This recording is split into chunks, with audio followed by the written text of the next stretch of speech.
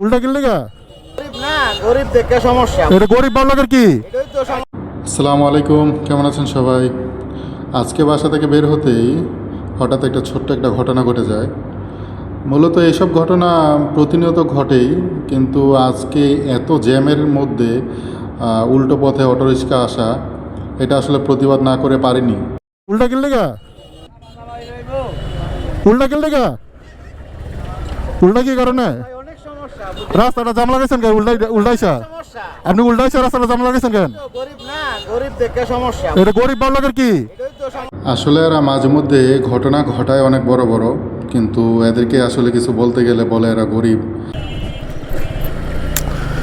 রাস্তার মধ্যে এই অটোওয়ালারা উল্টা আসবে, তারপর কিছু বলতে গেলেই গরিব এটা ওটা।